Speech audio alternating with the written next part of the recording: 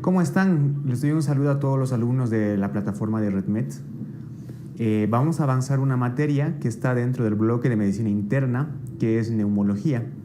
Es una materia importante ya que frecuentemente se presentan 1 a 2 preguntas de esta materia. Tenemos la ventaja de que el temario, que es oficial dentro de la asignatura, pues no es muy amplio y son patologías relativamente fáciles de aprender. Por tanto, lo que vamos a hacer es una revisión de la asignatura, pero solamente de aquellos temas que están presentes en la convocatoria y de los que consideremos que son importantes para su aprendizaje. Dicho todo esto, vamos a empezar con la materia.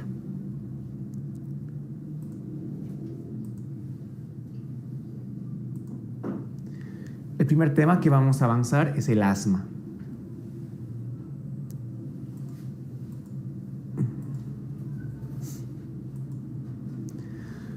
Para empezar a avanzar el asma tenemos que hacer una definición de qué es esta patología. Bueno, el asma es una enfermedad que se caracteriza por un proceso inflamatorio crónico, ¿no? Acuérdate de esto, es un proceso inflamatorio y que se caracteriza por una respuesta exagerada del árbol traqueobronquial, es decir, hay una hiperreactividad bronquial, ¿no? ¿Y qué nos va a producir esto? Esto nos produce una obstrucción variable al flujo aéreo, mismo que es reversible. Entonces quiero que te quedes con lo siguiente. Es una enfermedad que se caracteriza por un proceso inflamatorio crónico. Hay una respuesta exagerada del árbol traqueobronquial, hay una hiperreactividad, ¿no? Y por lo tanto nos da una obstrucción variable al flujo aéreo que es reversible. Es una enfermedad con un proceso inflamatorio crónico, hay una hiperreactividad bronquial, hay una obstrucción al flujo aéreo, pero esta obstrucción es reversible.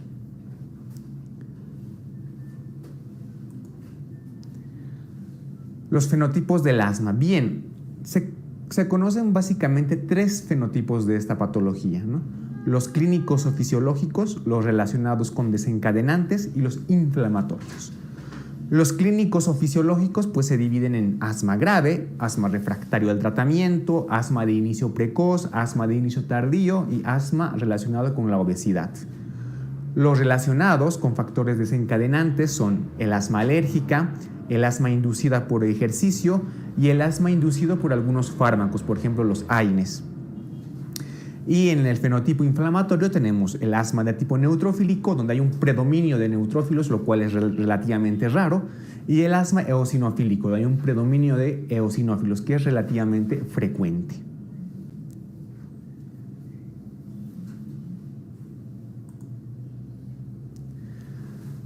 Los factores de riesgo y desencadenantes del asma. Tienes que tener en cuenta que factor de riesgo y desencadenante no es lo mismo. Un factor de riesgo es aquel que predispone a la persona a desarrollar esta enfermedad. En cambio, un desencadenante es aquel que una persona que tiene asma puede reactivar o puede causar una exacerbación o una crisis de la misma, ¿no? Entonces, entre los factores de riesgo, el principal para desarrollar el asma es la atopía, ¿no? Es el principal factor de riesgo que predispone a una persona a desarrollar el asma, ¿no? También tenemos, entre otros factores, la predisposición genética, la hipersensibilidad, ¿no? La etnia, la obesidad, entre los factores ambientales, los alérgenos que estamos expuestos, sensibilizantes de origen laboral, el tabaquismo, infecciones, etc. Pero recuerda que el principal factor de riesgo para desarrollar el asma es la atopía. En cambio, entre los factores desencadenantes, ¿no? Los que van a agudizar un asma o van a provocar una crisis asmática, entre los principales tenemos las infecciones de vías respiratorias altas y también a los alérgenos, ¿no? Entonces son los 2 principales factores desencadenantes de una crisis asmática: infecciones virales y los alérgenos, ¿no? Entre otros desencadenantes también tenemos, por ejemplo, el ejercicio, el aire frío, fármacos como la aspirina, ¿no? O irritantes, ¿no? Aerosoles, humo, etc. Pero el factor desencadenante principal, infecciones de vías respiratorias y alérgenos.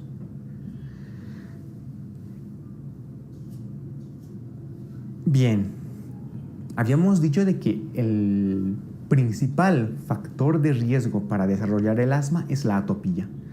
En base a la atopía tenemos dos tipos de asma, el asma intrínseca y el asma extrínseca.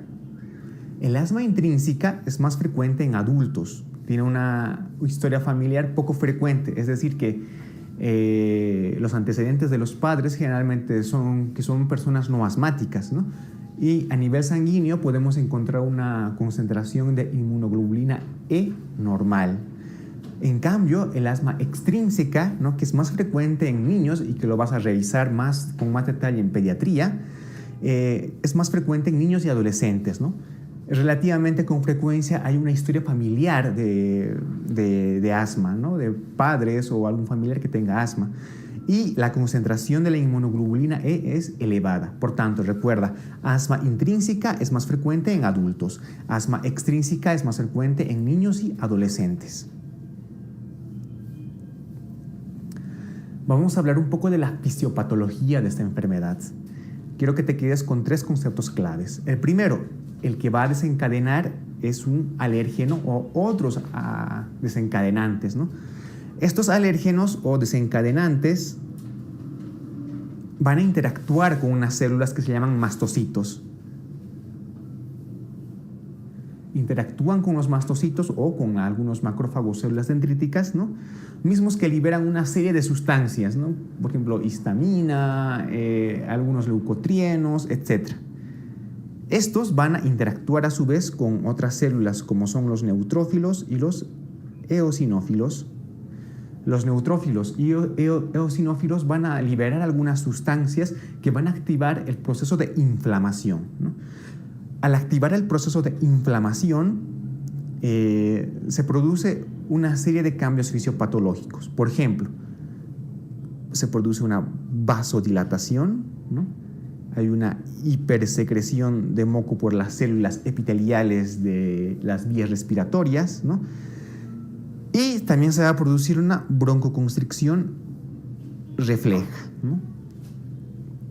Entonces, esta es la fisiopatología básica del asma, ¿no? Hay un alérgeno desencadenante que interactúa con ciertas células, como los mastocitos. Estas a su vez liberan una serie de proteínas, de leucotrienos y demás factores de la inflamación que interactúan a su vez con los neutrófilos y los eosinófilos.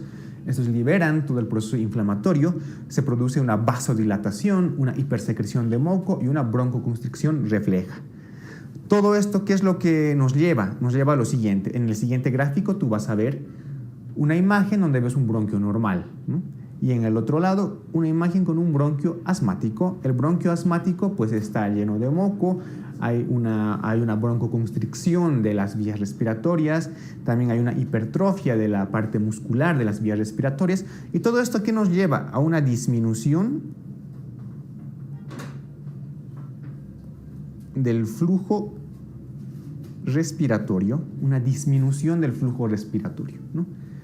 Entonces, como vamos a ver más adelante, ¿no?, todos estos factores desencadenantes nos llevan a una disminución del flujo respiratorio y por tanto espirométricamente a un patrón obstructivo. Anatomía patológica. Bueno, el dato macroscópico más importante macroscópicamente es la hiperinsuflación pulmonar. Ya microscópicamente y por anatomía patológica podemos ver que hay una hipertrofia de las células musculares bronquiales, un aumento de las glándulas y células mucosas. Entonces esto se ve evidentemente, ¿no?, por lo cual hay una hipersecreción de moco. Clínica. Bien, la clínica del asma es característica, ¿no?, y se caracteriza por 3 cosas principalmente: sibilancias expiratorias, disnea y tos, ¿no? Esos son los síntomas clásicos de un asmático, ¿no?, que frente a una exposición de un alérgeno, etcétera, ¿no?, empieza a desarrollar disnea, tos y sibilancias expiratorias. Sin embargo, pese a que estos 3 son los síntomas cardinales, Hay personas que solamente van a tener tos crónica como única manifestación clínica, ¿no? A la auscultación física, ¿qué es lo que vamos a encontrar? Sibilancias expiratorias. Esto es importante, ya que es un proceso obstructivo, ¿no? Por una limitación, una disminución del flujo aéreo, pues las sibilancias que se van a escuchar a la auscultación son de tipo expiratorios.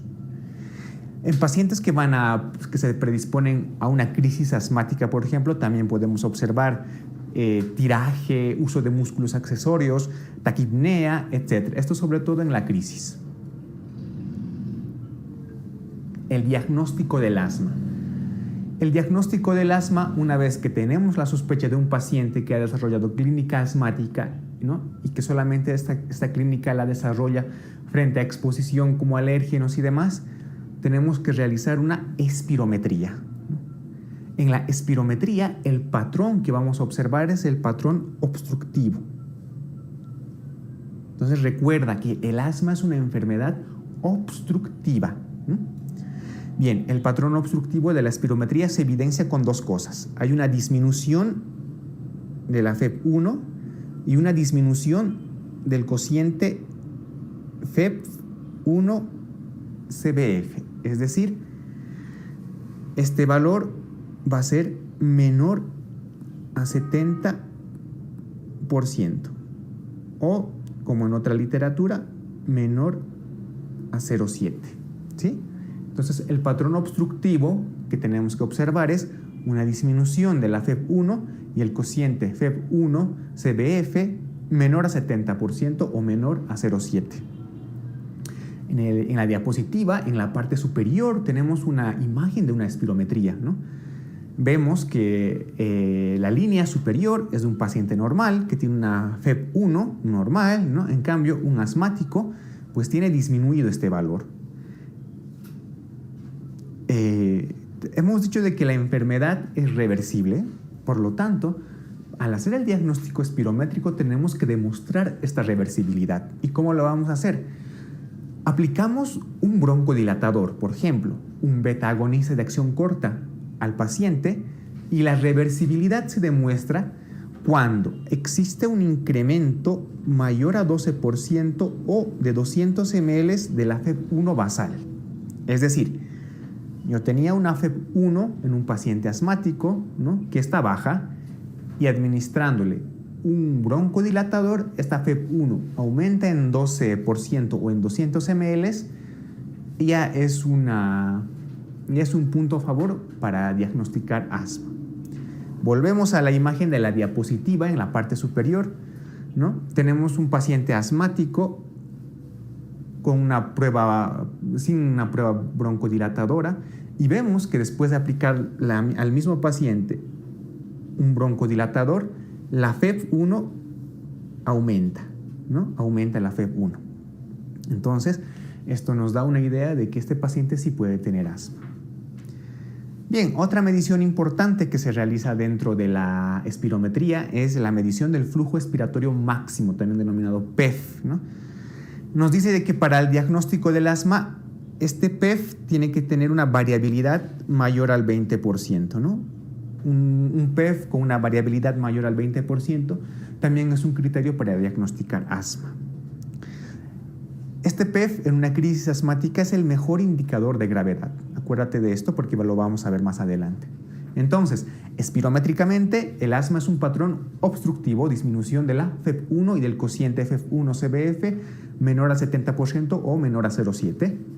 Tenemos que demostrar reversibilidad aplicando un broncodilatador de acción corta, y si el paciente eleva su FEV1 mayor al 20% 200 ml, pues seguramente es un criterio asmático, ¿no? Y por último, el flujo expiratorio máximo, el PEF, ¿no? Que si tenemos una variabilidad mayor al 20%, también es diagnóstico de asma. Otras pruebas diagnósticas.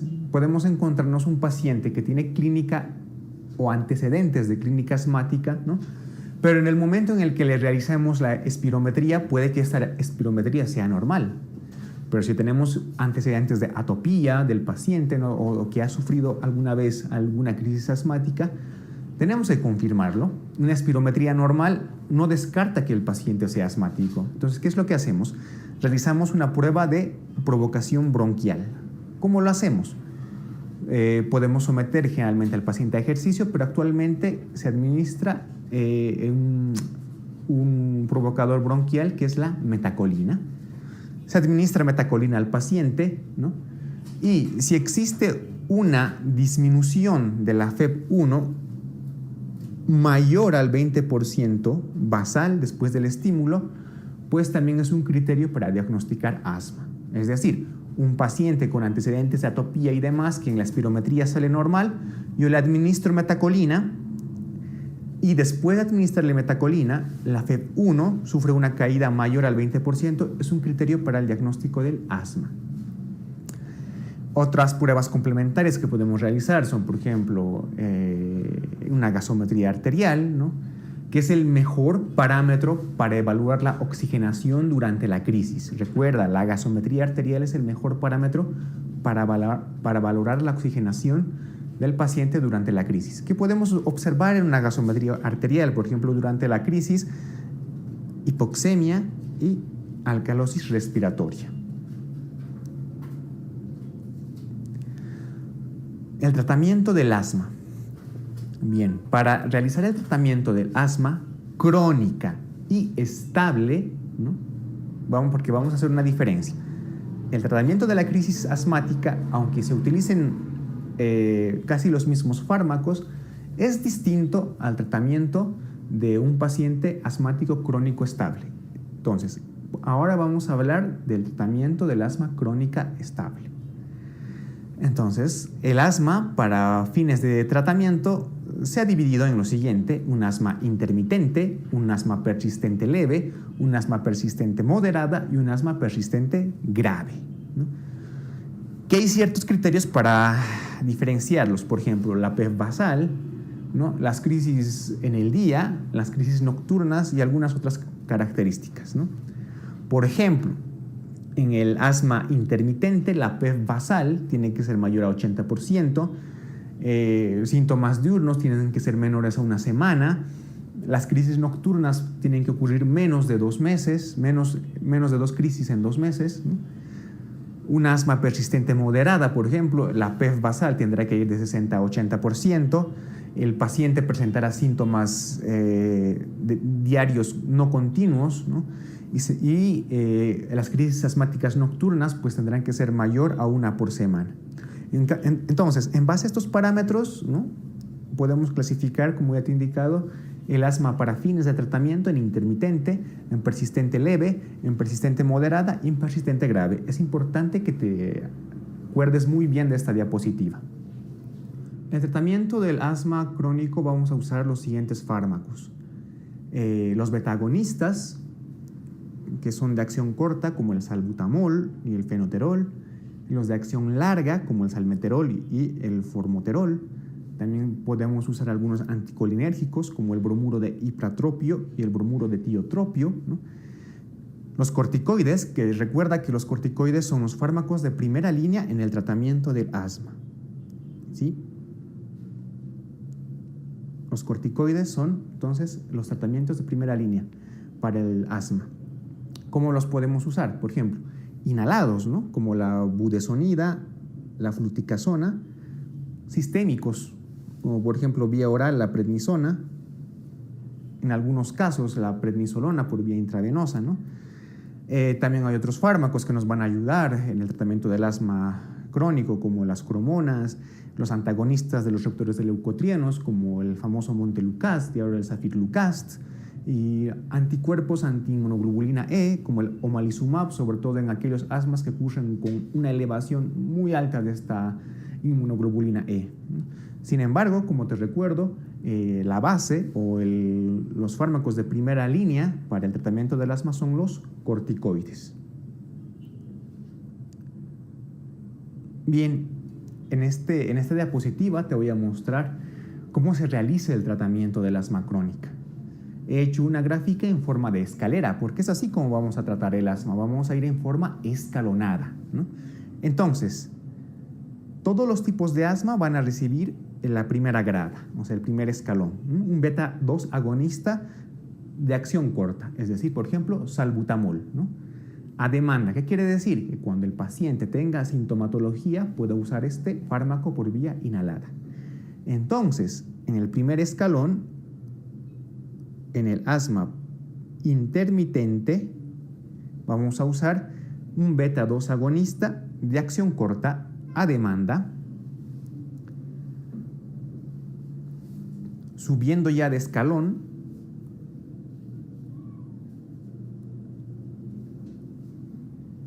un segundo escalón, en el asma persistente leve, vamos a usar un beta 2 agonista también de acción corta a demanda, pero a esto le vamos a sumar un corticoesteroide inhalado a dosis bajas. Esto es importante.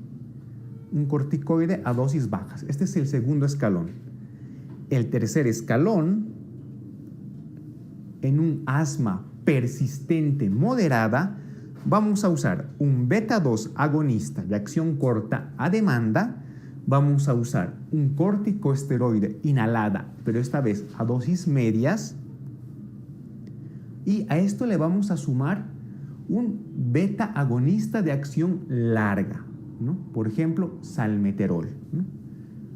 Entonces recuerda, en el asma persistente moderada tengo un corticoide inhalado a dosis medias más un beta agonista de acción larga y a su vez un beta 2 agonista de acción corta a demanda. Y el último y cuarto escalón, para el tratamiento del asma persistente grave, voy a usar como base un beta 2 agonista de acción corta a demanda, ¿no?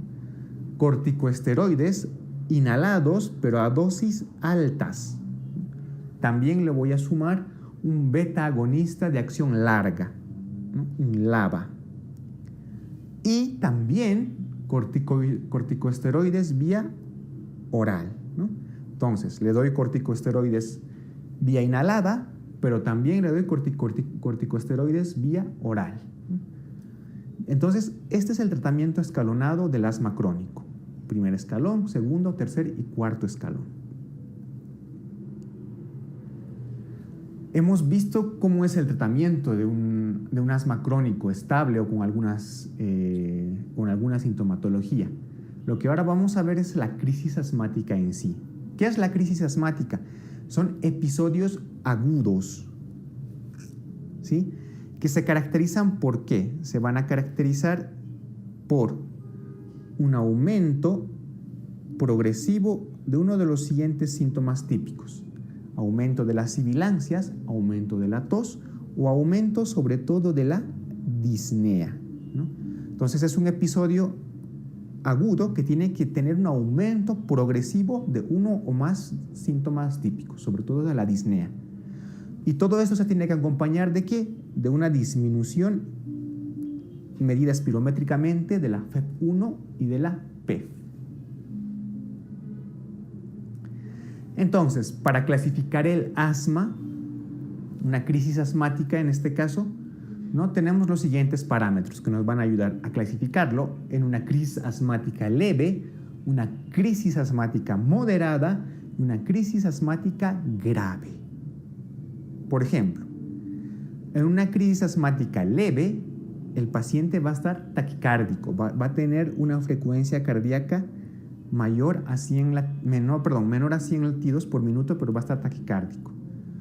En cambio, en un paciente con una crisis asmática grave, al contrario, el paciente va a estar con una bradicardia. La frecuencia respiratoria, tanto en la crisis asmática leve como en la moderada, va a haber una taquipnea, ¿no? En una crisis asmática grave, ¿no? Puede llegar incluso a una parada respiratoria, pero esto... el uso de los músculos accesorios en una crisis asmática leve, porque no es frecuente. En una crisis asmática moderada sí que es frecuente, y en una crisis asmática grave habrá movimientos paradójicos tóraco-abdominales. las sibilancias. Las sibilancias se van a hacer moderadas en la crisis asmática leve, se van a hacer intensas en la moderada, pero sin embargo, a la auscultación, en la crisis asmática grave tienes que recordar que se escucha un silencio auscultatorio. Entonces, este es un signo grave, ¿no?, que te indica que estamos frente a una crisis asmática grave, el silencio auscultatorio. La PEF te ha indicado que es el mejor parámetro para valorar las crisis asmáticas.